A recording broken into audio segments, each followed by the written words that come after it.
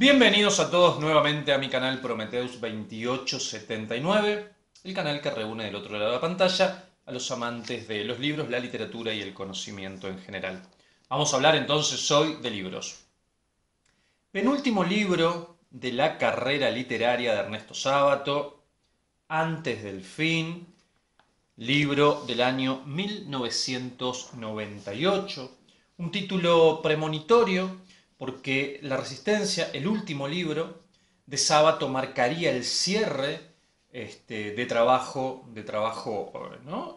Sistemático y asiduo de este escritor argentino, pero por sobre todas las cosas también este libro nos refleja el cierre de un siglo, el cierre de una etapa de la vida de Sábato, ¿no? Doblegado por la vejez, por la soledad, por el desamparo, pero por sobre todas las cosas por la desesperación anímica y emocional de ver no solo la culminación de su propia vida, sino ver la culminación de un siglo que él lo transitó entero entre guerras, guerrillas, bombas, etcétera, todo tipo de conflictos, y darse cuenta que la cosa no mejoraba. Es decir, la entrada del siglo XXI no resultaba nada esperanzadora ni para Sábato ni para aquellos que cuando estábamos en ese momento, o que éramos más jóvenes, vislumbrábamos que conflictos, situaciones, valores morales, etcétera, que ya estaban muy incrustados a finales del siglo XX, continuarían desarrollándose sin ningún problema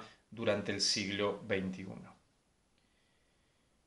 Esto es una opinión personal, que el siglo XXI todavía no ha entrado, creo que estamos en una especie de manierismo, en una transición con los últimos coletazos del siglo XX. Veremos cuándo realmente haremos entrada en el siglo XXI con sus características propias. Creo que hasta el 2015, 2018, repito, fue una transición, un manierismo del siglo XX al siglo XXI, pero eso es una opinión mía, no lo dice Sábato en el libro. Nosotros vamos a analizar entonces este texto, este testamento, este confesionario, este ensayo, tomando en cuenta algunos puntos centrales o columnas vertebrales. La primera parte que vamos a analizar tiene que ver con su biografía personal, una biografía centrada en la remembranza, en los recuerdos, la melancolía, las cosas que debieron decirse y que no se dijeron, las cosas que se dijeron y que fueron un error, o las cosas que se hicieron y resultaron un error. Sábato expondrá su corazón, lo abrirá de manera tajante a cielo abierto. Y ahí entonces tendremos la relación con un padre conflictivo, la muerte de su esposa Matilde, la muerte de su hijo Jorge a muy temprana edad, la muerte de su hermano Humberto. Es decir, la vida de Sábato es eminentemente trágica. Después pasaremos a analizar un poco el tema de la política internacional, la decadencia del panorama internacional según lo veía Sábato y lo veíamos todos, las constantes guerras, las hambrunas, etcétera, para después pasar por el filtro o por el embudo y desembocar en la precariedad y en la decadencia de la Argentina de finales del siglo XX. Y también tenemos algo ahí un poquito antiperonista. Sabemos que Sábato, lo dice en muchos videos, era antiperonista no por las luchas sociales, sino por la figura de Perón, a quien consideraba un demagogo, un dictador y un tirano. Vamos entonces a adentrarnos en Antes del fin, libro profético de Ernesto Sábato.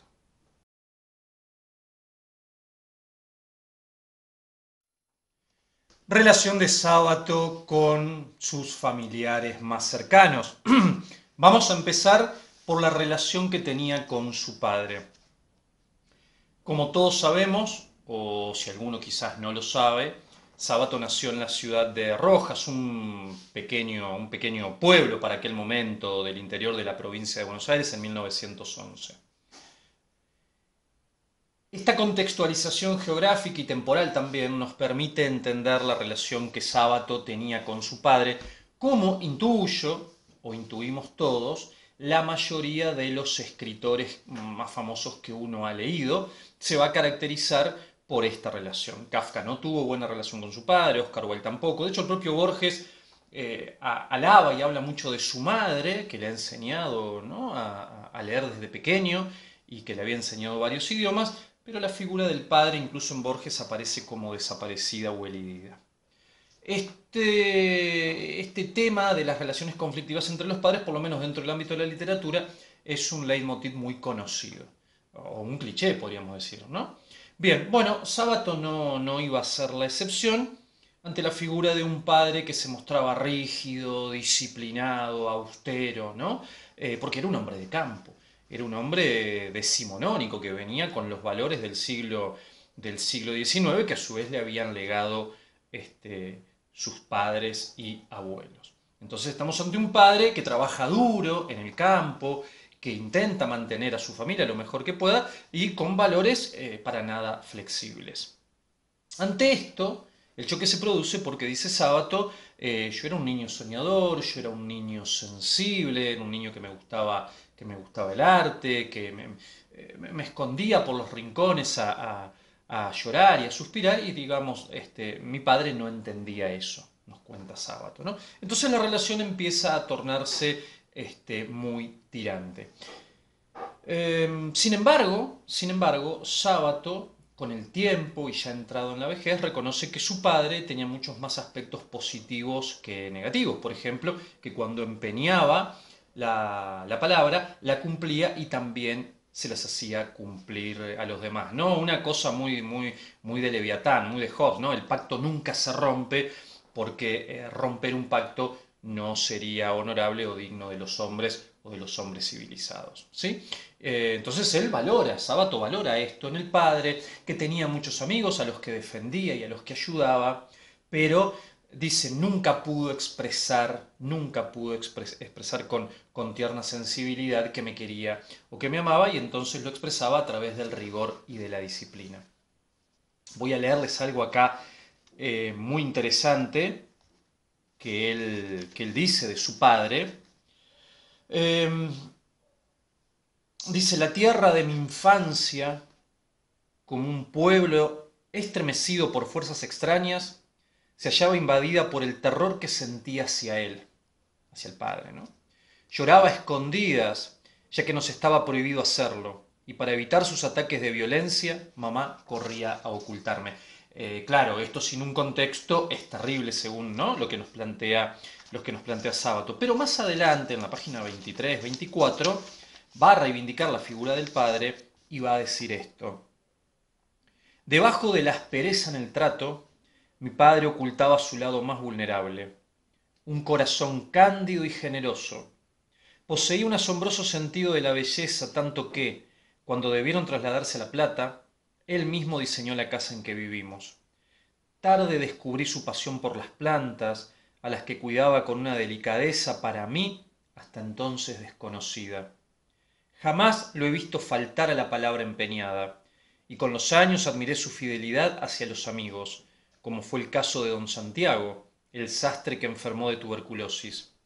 Cuando el doctor Helguera le advirtió que la única posibilidad de sobrevivir era irse a las sierras de Córdoba, mi padre lo acompañó en uno de esos estrechos camarotes de los viejos ferrocarriles donde el contagio parecía inevitable. O sea que el padre no solo tenía palabra, sino que tenía temple, era heroico, era temerario y se jugaba su propia vida por sus hijos y por sus amigos. Lo que pasa es que, dice Sábato, lamentablemente esto lo vi yo después siendo padre y con casi 60 años encima. Y termina, desgraciadamente él ya no está, y cosas fundamentales han quedado sin decirse entre nosotros. Cuando el amor es ya inexpresable y las viejas heridas permanecen sin cuidado, entonces descubrimos la última soledad, la del amante sin el amado, los hijos sin sus padres y el padre sin sus hijos. El padre muere y Sábato entonces queda impedido para siempre de profesarle el amor que durante tantos años había sentido por él. La segunda figura familiar que va a determinar el carácter de Ernesto Sábato va a ser su hermano mayor Humberto. En este caso, Humberto también era una persona muy sensible, como Sábato, pero había adquirido el temple, la palabra de su padre e incluso también cierta disciplina, ¿no? O autodisciplina para superarse. Es decir, ante los escollos Humberto se mostraba mucho más fuerte, pero en soledad también, acompañado de Sábato, si bien no lloraba, como sí lo hacía Sábato, pero se podía ver en algunos gestos que resultaba ser un hombre bastante sensible.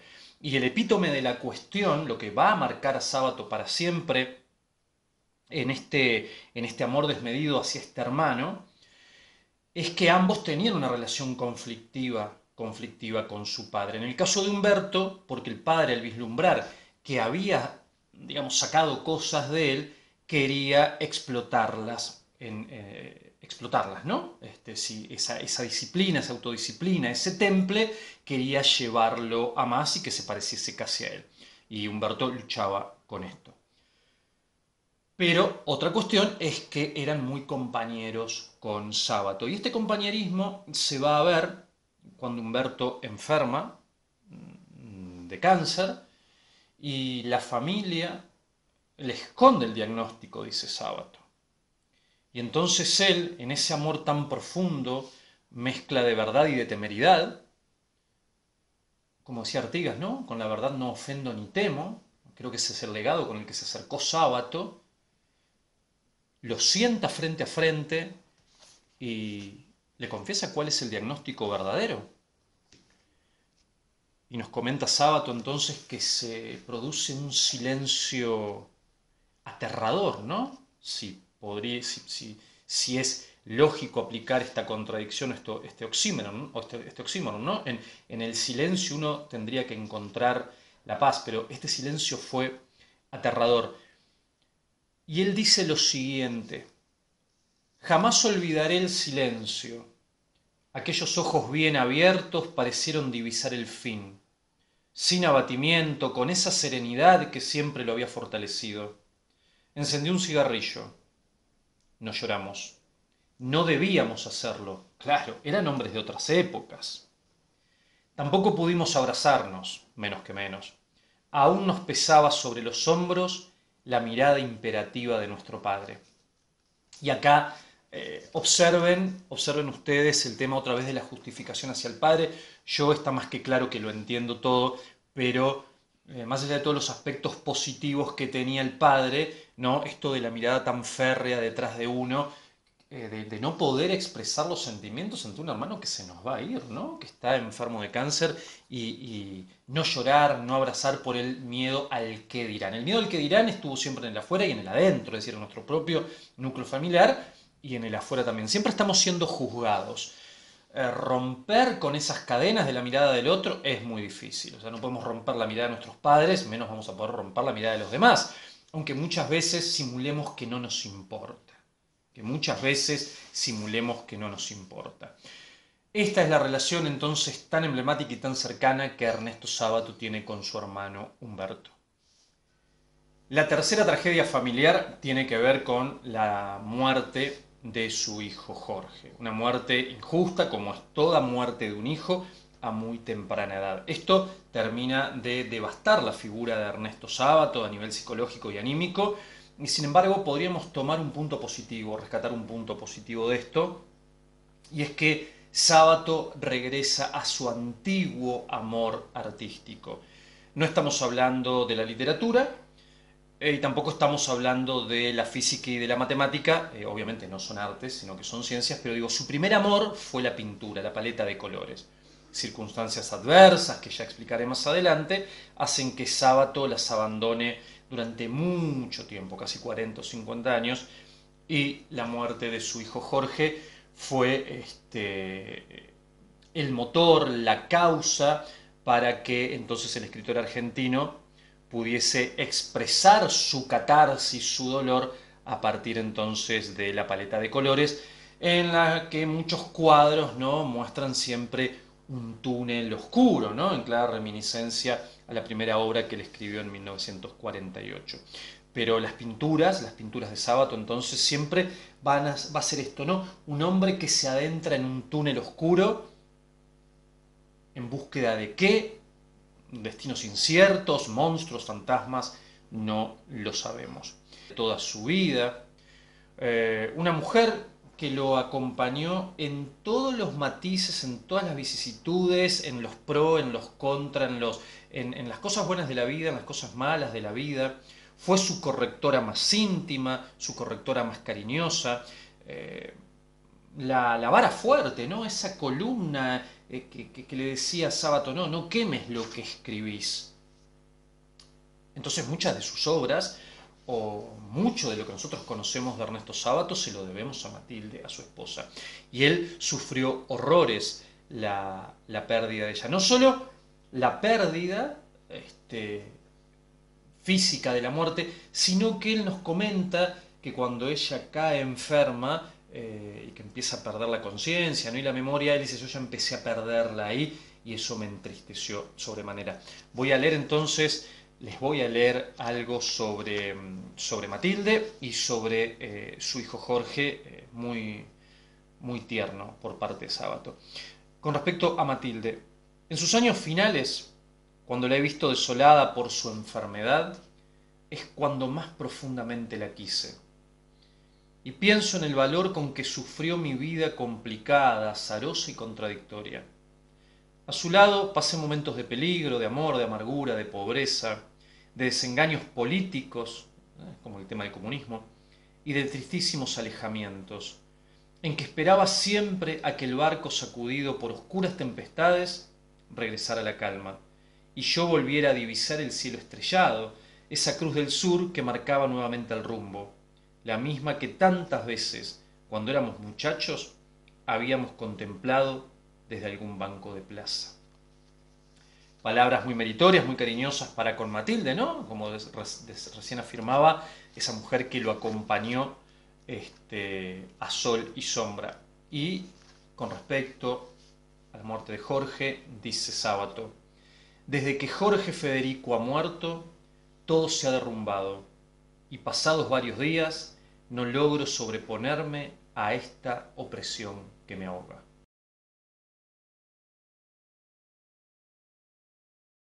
Si hablamos entonces que este libro, Antes del fin, es un título premonitorio del final de la existencia física de Sábato, del final de la existencia de un siglo y del final de la existencia de su carrera literaria, tendríamos entonces que preguntarnos quién fue Sábato a grandes rasgos, qué hizo, cómo fue su carrera y sus primeras armas y sus primeros gustos o hobbies. Entonces, en esta pequeña parte del video nos vamos a adentrar en eso.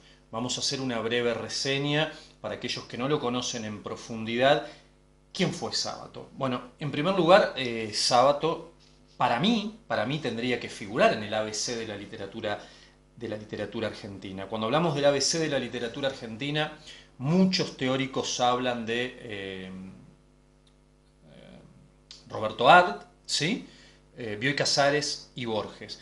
Me parece terrible que Sábato no esté en ese ABC, más allá de que no concuerde con el abecedario, ¿no? Tendríamos que A, B, C, S decir, pero bueno, no estoy negando que Arlt no esté dentro de ese ABC, pero quitarlo a Sábato, bueno, Sábato aparentemente él lo ha dicho en entrevistas como en Los Siete Locos en la televisión pública argentina, siempre el mundillo literario lo ha despreciado y lo ha hecho a un lado. Y sin embargo, él, a fuerza de tesón, de temple, ¿no? y de pujanza, se ha convertido en uno de los escritores más reconocidos a nivel mundial.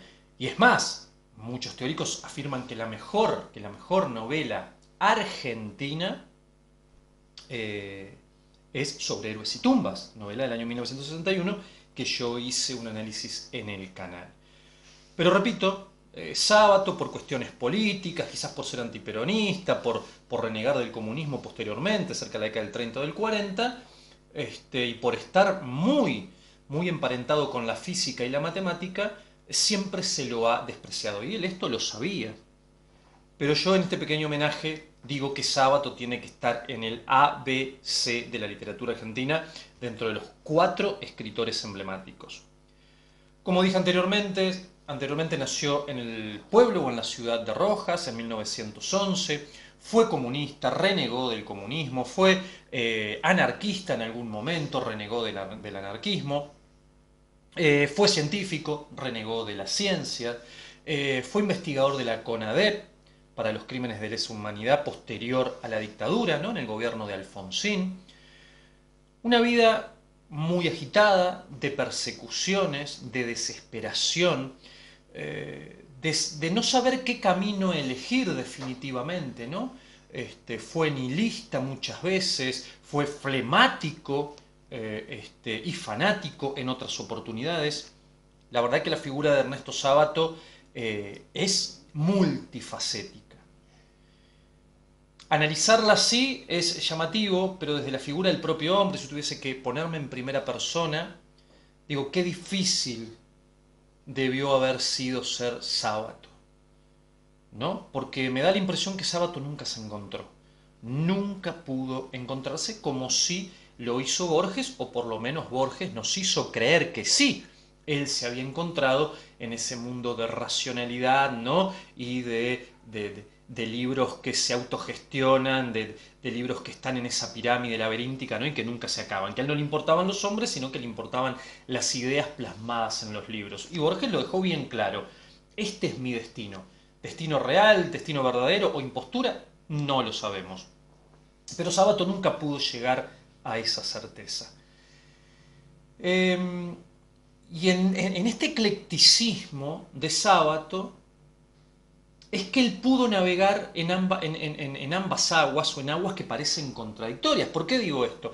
Porque dentro de su vida artística y profesional, como recién acabé de afirmar, él empezó con la pintura. Su primer amor fue la pintura, un hecho desafortunado en los bosques de La Plata, ¿no? Unos adolescentes que le rompen la paleta de colores que le habían regalado, lo suma en la desesperación, en la tristeza, y entonces Sábato de muy pequeño abandona la pintura para siempre. Pero su primer amor artístico no fue la literatura.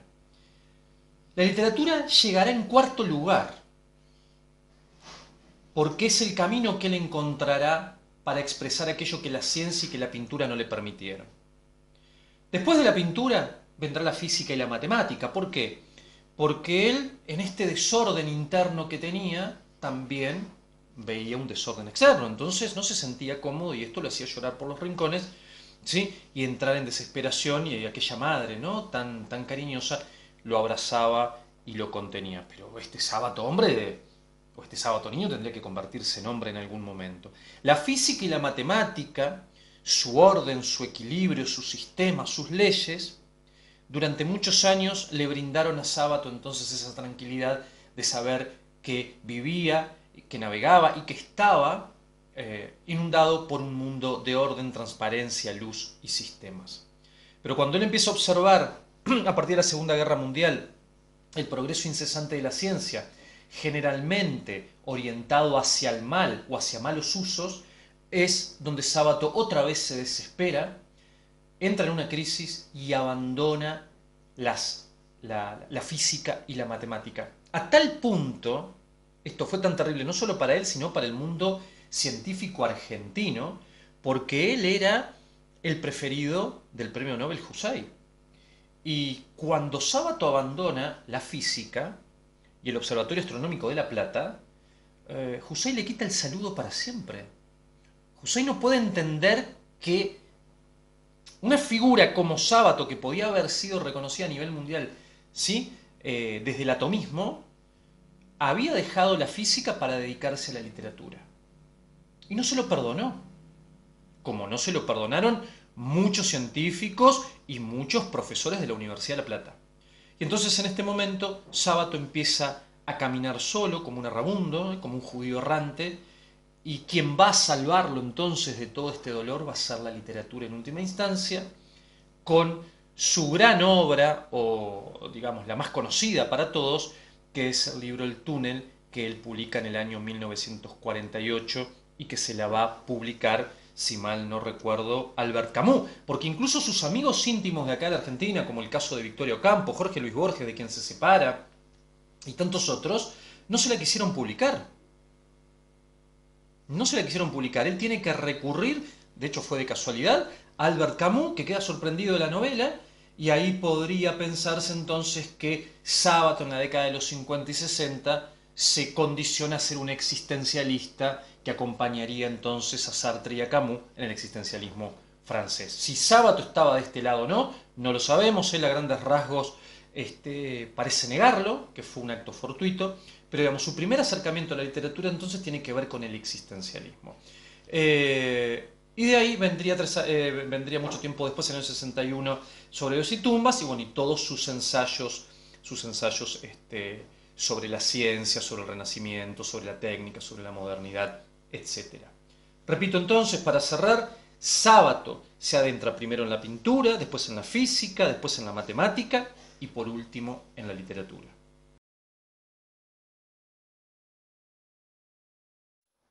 El eclecticismo en la figura de Sábato también se trasladaría a la política. Si nosotros hacemos un breve repaso de su biografía, incluso fuera de este libro, pero este libro que es el que estamos analizando, nos va a dejar una reseña muy clara. Podríamos situar, la trayectoria política e ideológica de Sábato en cuatro instancias. Una primera instancia, aferrado al comunismo. Una segunda instancia, eh, siendo antiperonista, pero a su vez luchando en contra del capitalismo. No vayamos a creer que porque renuncia al comunismo se iba a volver capitalista o liberal. No. Entonces, una primera instancia es comunista, una segunda instancia es antiperonista. En una tercera instancia se vuelve demócrata, que es en la época de los años 80, cuando, digamos, lo asigna el gobierno de Raúl Alfonsín para llevar adelante en la CONADEP la investigación sobre los crímenes de lesa humanidad que posteriormente saldría en el libro Nunca Más. Y en su última instancia, en su última faceta, ¿no? Una faceta más que nada ideológica, no tanto política, tendería a la metafísica, a la religiosidad, al misticismo, etcétera. Cuarta faceta de la que sale este libro, ¿no es cierto? Entonces, vamos a la primera faceta. De muy joven se alista en el comunismo, vive situaciones terribles en Francia, en Rusia, es perseguido, es presionado por los comités soviéticos, también escapa a Italia, duerme en plazas, ¿sí? Plazas públicas a la intemperie, duerme en sucuchos en Francia. De hecho, él tiene una anécdota que yo no la marqué en el libro, que él está en una pieza en Francia, en París, muerto de frío, está tapado con hojas, con hojas de diario, ¿no? Con una bolsa alpillera, y hay un compañero muy joven que está con él, comunista acérrimo, y le dice, está bien, escapate, abandoná el comunismo, yo te te voy a proteger, no voy a decir nada, y este muchacho termina muerto. El propio comunismo lo asesina. Y bueno, y Sábato se pone muy triste ante este recuerdo. Dice, más allá de que él era un comunista acérrimo y aguerrido e inclaudicable, tengo un muy buen recuerdo de este muchacho que me salvó la vida. Logra escapar de París y cuando llega a la Argentina no tiene trabajo, vive en la miseria, ya está saliendo con Matilde, ¿no? Cuando él afirma que Matilde lo ha apoyado en sus situaciones más trágicas, tiene que ver con esto. Entonces abandona el comunismo por considerarlo una doctrina política totalitaria, tiránica y antidemocrática. Se adentra en la física entonces para olvidar estos problemas, se adentra en la matemática. Durante muchos años Sábato no tiene injerencia dentro de la política, y en la década del 40-50, cuando el peronismo se adentra con fuerza en la Argentina, él decide ser antiperonista. Esta es su segunda faceta, ¿no? Es antiperonista porque no no concuerda con la figura de Perón, con la figura personal de Perón, el que considera un demagogo, un tirano, un dictador, amigo de Mussolini, de Franco, de Hitler, e incluso de todas las élites corporativistas que dieron origen al fascismo y al nazismo, ¿no? Él está en contra de eso. Y al estar en contra de estas élites corporativistas, es también que está en contra del capitalismo también. ¿Sí? Él dice, no crean que porque yo dejé de ser comunista me voy a volver liberal o capitalista. No, al contrario. De hecho, vamos a analizar un poquito cuáles son los aspectos negativos que él le culpa al capitalismo, ¿no?, que la sociedad moderna vive. Su tercera faceta, su tercera instancia política e ideológica tiene que ver esto con un acercamiento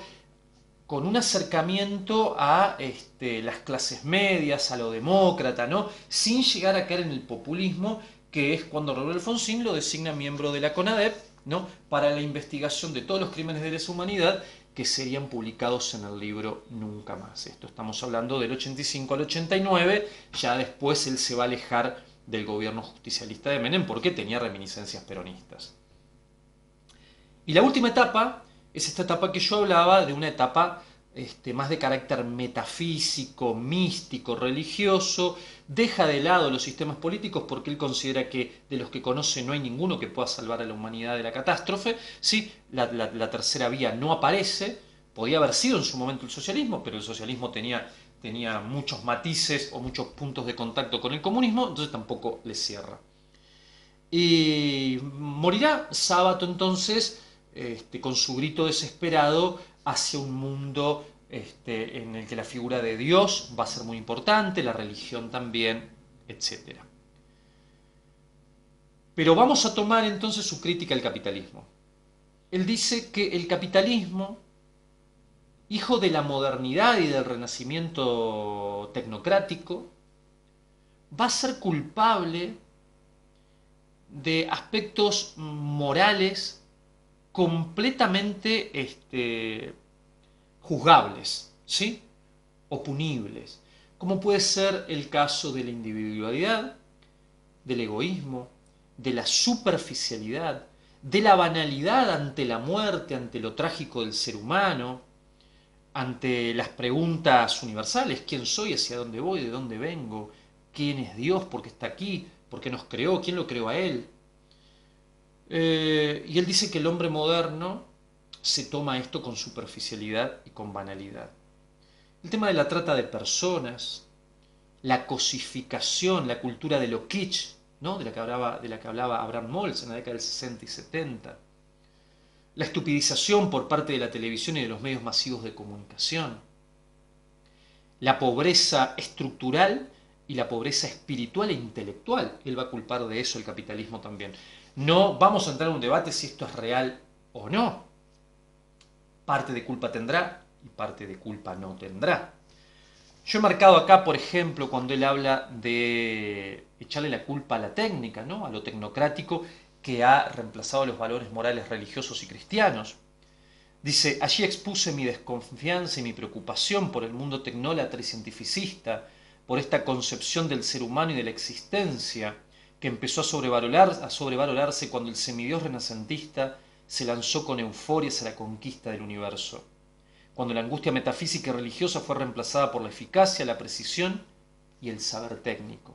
Dice: miles de niños latinoamericanos son exportados de su país de origen a Europa, los Estados Unidos y Japón, y hay suficientes indicios que prueban la existencia de criaturas sacrificadas, sobre todo en Brasil, Honduras, Guatemala y México.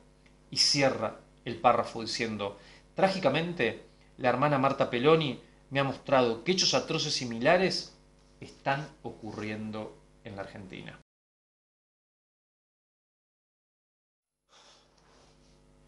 La última parte del video es para analizar la situación de la República Argentina a finales del siglo XX.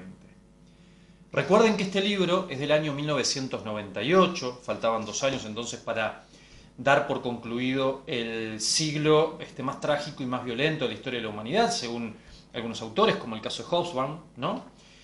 Y Argentina no estaría exento de eso, como todo el resto del mundo y de Latinoamérica. Pero la situación particular de Argentina, que ya venía gestándose de los 70 y de los 80, es que a nivel cultural, por ejemplo, venía decayendo rotundamente. Habíamos pasado de tener grandes escritores, grandes filósofos, grandes científicos, grandes teóricos, grandes profesores de la universidad, a encontrarnos en un mundo en donde los programas de Chimento, la televisión basura, Gran Hermano, ¿no? La comidilla fácil de la, ¿no? de calumniar al otro en la televisión, los desnudos, etcétera. Bueno, esto era comida cotidiana en la televisión argentina. Uno de los elementos representativos de esto que hizo explotar la mediocridad, la falta de respeto, las humillaciones a todo tipo de personas, ¿eh? No nos vamos a quedar acá con que se humillaban a mujeres solamente, fue Marcelo Tinelli. Marcelo Tinelli que, contrariamente, no, paradójicamente, había dado el salto a la fama apoyado por Badía, ¿no? Por Badía, que había sido una persona seria, correcta, sus programas eran culturales, y Badía quizás vio en Tinelli, ¿no?, una figura que podría seguir ese camino o seguir sus pasos, y realmente se equivocó. Tinelli fue lo peor, junto con otros representantes, que le pudo pasar no solo a la televisión argentina o a la cultura argentina, sino a la televisión y a la cultura de muchas partes de Latinoamérica. El legado de Marcelo Tinelli fue nefasto, como también podía haberlo sido, quizás en menor medida, el legado de Alberto Olmedo, Jorge Porcel, etcétera, y toda la camada de actores y actrices que habían trabajado en No Toca Botón y tantos otros programas. Es decir, la decadencia empieza en la década del 80 o mediados de los 70 hasta finales del siglo XX. Y ante esto se revela Sábato. Ante esta realidad de violencia desmedida, ¿no?, de falta de pudor, etc., se revela. Sin embargo, él dice, bueno, la televisión ya no tiene remedio, tendríamos que recurrir entonces a la educación. Pero es que la educación también está contaminada, la educación también está podrida. Él dice, la educación pública supo ser un faro en la década del 30, del 40, del 50 en la Argentina, apoyada por la ley 1420, ¿no?, que se había esgrimido en el siglo XIX, final del siglo XIX, de la mano de Sarmiento, Avellaneda, Roca, etc. Esa ley había gestado, había creado filósofos, investigadores, etcétera, de exportación, y que le habían dado a la Argentina 5 premios Nobel. 5 premios Nobel. Hoy en ese sentido, salvo algunas pequeñas lagunas, Argentina está muy lejos de eso. Entonces dice, la educación pública era de tal nivel porque se valoraba el esfuerzo y la dedicación tanto del alumnado como de las maestras o de los profesores. Aquel que iba a una escuela privada era porque sabía que el precio de la venalidad, el precio del dinero, podía comprar un título que se obtenía sin esfuerzo. Rara vez alguien que había estudiado en una escuela privada podía jactarse de ser un científico, un escritor, un filósofo, un teórico reconocido a nivel mundial.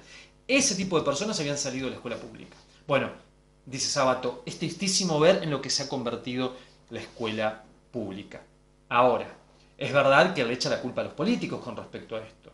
Y en un apartado del libro habla sobre la carpa docente, etc., ¿no? Entonces posiciona a los docentes como víctimas de esa situación, que los docentes no eran o no son culpables del detrimento de la educación argentina. Bueno, obviamente Sábato quiere quedar bien con los docentes, punto en el que disiento. Si Sábato estuviese vivo hoy, no sería muy difícil mostrar el nivel de totalitarismo y adoctrinamiento que gran parte del cuerpo docente ejerce dentro de las aulas.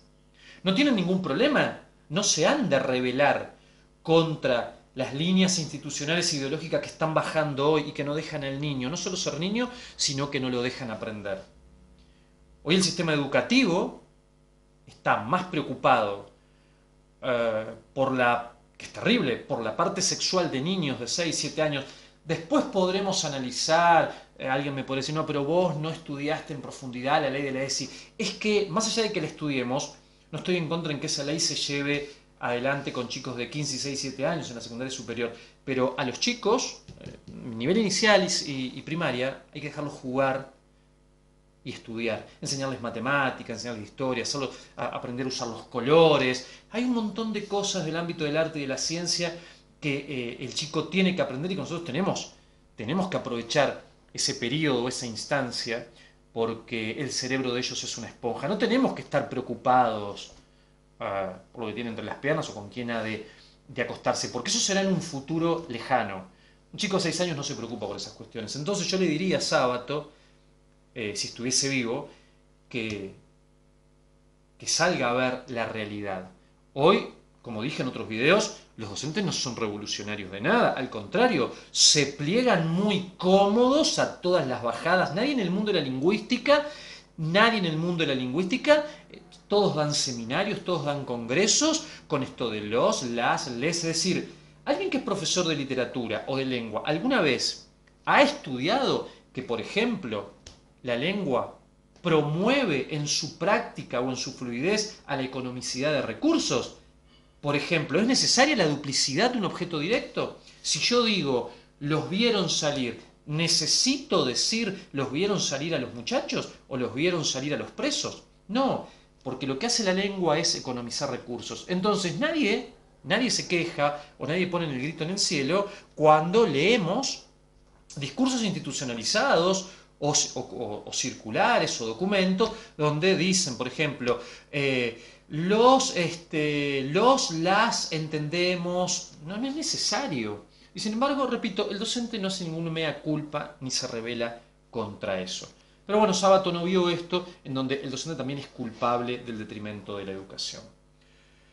Después va a hablar de las dictaduras, va a hacer una crítica a la dictadura militar, a la última dictadura militar, y a las leyes de punto final y obediencia debida que surgieron en el gobierno de Menem.